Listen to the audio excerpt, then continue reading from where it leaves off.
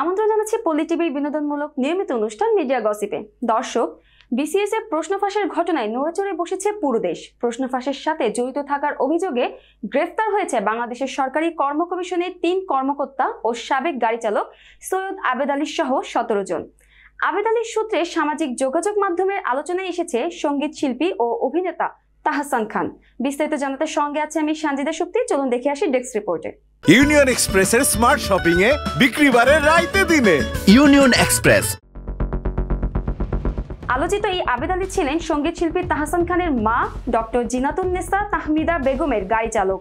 তাহমিদা বেগম যখন পিএসসির চেয়ারম্যান ছিলেন তখন তার ব্যক্তিগত গাড়ির ড্রাইভার ছিলেন সৈয়দ আবেদ আলী। এরপর খবর ছড়িয়ে পড়ে মা পিএসসির চেয়ারম্যান থাকাকালে ২৪তম বিসিএস এ পররাষ্ট্র ক্যাডারে প্রথম হয়েছিলেন তাহসান। ২০০৩ সালে অনুষ্ঠিত হওয়া সেই পরীক্ষাটি বাতিল হয়। পরে ভাইবা হলে বাদ পড়েন তাহসান। একাধিক সংবাদ মাধ্যমে প্রকাশ হয়েছিল খবরটি। সংবাদ যাচাইকারী প্রতিষ্ঠান রিউমার স্ক্যান বলেছেন তাহসানকে নিয়ে ছড়িয়ে পড়া খবরটি সঠিক নয়। ২০০৩ সালে জাতীয় গণমাধ্যমে প্রকাশ হওয়া খবরে বরাত দিয়ে রিউমার স্ক্যানার জানায়, প্রশ্ন ফাঁসের অভিযোগে ২৪তম বিসিএস এর প্রিলিমিনারি পরীক্ষায় অনুষ্ঠিত হওয়া কয়েকদিন পরেই বাতিল ঘোষণা করা হয়েছিল।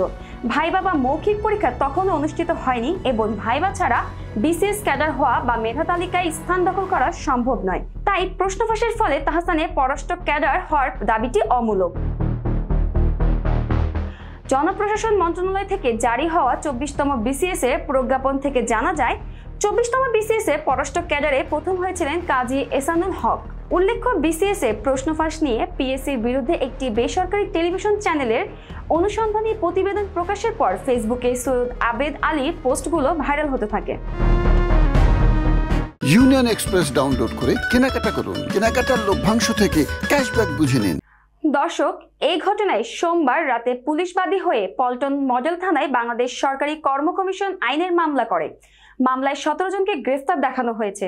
আবেদ আলীকে কেন্দ্র করে তাহসানকে নিয়ে শুরু হয়েছে নানা আলোচনার সমালোচনা, যা ভিত্তিহীন বলে সংবাদ যাচাইকারী প্রতিষ্ঠান রিউমার স্ক্যান।